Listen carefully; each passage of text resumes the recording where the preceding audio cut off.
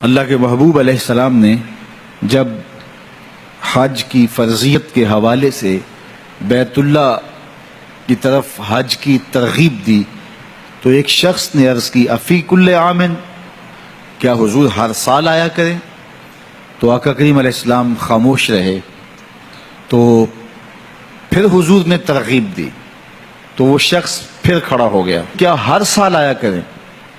تو آقا کریم علیہ السلام نے فرمایا نہیں، لو قلت نعم لوجبت، اگر میری زبان سے ہاں نکل جاتی تو ہر سال ہی واجب ہو جاتا، اور اگر ہر سال واجب ہوتا تو تم ہر سال ادا کرنے کی طاقت نہ رکھتے۔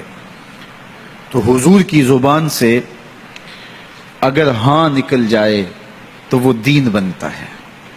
لو قلت نعم لوجبت، اگر میری زبان سے ہاں نکل جاتی اور اگر میں ہاں کہہ دیتا تو وہ واقعہ ہی واجب ہو جاتا۔ وہ زبان جس کو سب کن کی کنجی کہیں، اس کی نافذ حکومت پہ لاکھوں سلام۔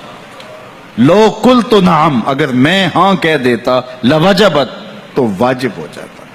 تو ان کے ہاں بولنے سے واجب ہوتا، تو ان کا قول شریعت ہے، ان کا عمل شریعت ہے، ان کا فیصلہ شریعت ہے، ان کی ہر ادا شریعت۔ اللہ اکبر۔ تو فرمایا کہ اگر میں کہہ دیتا ہاں تو واقعہ ہی واجب ہو جاتا۔ تو زندگی میں حج ایک مرتبہ واجب ہے۔ صحیح ابن خزیمہ میں 5 سال کے بعد حج کرنے کی روایت موجود ہے، وہ استحباب پر محمول ہوگی۔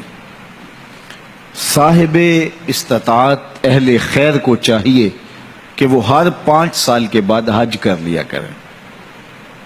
یہ مستحب ہے، لیکن ایک مرتبہ حج کی ادائیگی سے فریضہ ادا ہو جائے گا۔ ہر سال بھی کرنا چاہیں تو یہ سعادت بری بات ہے، کیونکہ حج ما قبل کے گناہوں کو مٹا دیتا ہے۔ حضرت عمر بن عاص رضی اللہ تعالی عنہ حضور کی خدمت میں حاضر ہوئے اور عرض گزار ہوئے، ابسط یمینہ کا ابایے کا، حضور اپنا دایاں ہاتھ آگے بڑھائیے، میں آپ سے بیعت کرنا چاہتا ہوں۔ جب وہ حضور کی خدمت میں حاضر ہوئے، ایمان لائے، تو اپنا واقعہ بعد میں خود بیان کرتے ہیں کہ میں حاضر خدمت ہو کے کہا کہ حضور اپنا دایاں ہاتھ آگے بڑھائیے، میں آپ سے بیعت کرنا چاہتا ہوں۔ آقا کریم علیہ السلام نے ہاتھ آگے بڑھایا، فقبضت یدی، تو کہتے ہیں میں نے اپنا ہاتھ پیچھے کھینچ لیا۔ تو آقا کریم علیہ السلام نے فرمایا کہ یہ کیا ہوا؟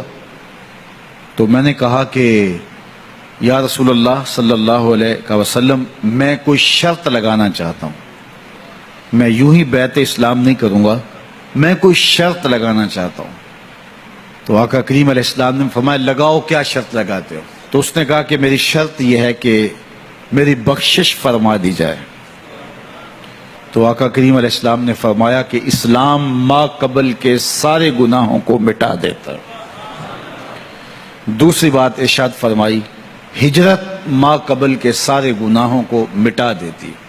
اور تیسری بات ارشاد فرمائی، وَأَنَّ الْحَجْ يَهْدِمُ مَا كَانَ قَبْلَهُ، اور حج ما قبل کے سارے گناہوں کو مٹا دیتا۔ تو ما قبل کے سارے گناہوں کا حج کفارہ ہے۔ جب کوئی شخص حج کرتا ہے تو اس کے ما قبل کے سارے گناہ مٹ جاتے ہیں، اور واپس جب پلٹتا ہے تو ایسے ہوتا ہے جیسے ابھی ماں کے پیٹ سے جنم لیا ہو۔ حج ما قبل کے سارے گناہوں کو مٹا دینے کا سبب اور ذریعہ ہے۔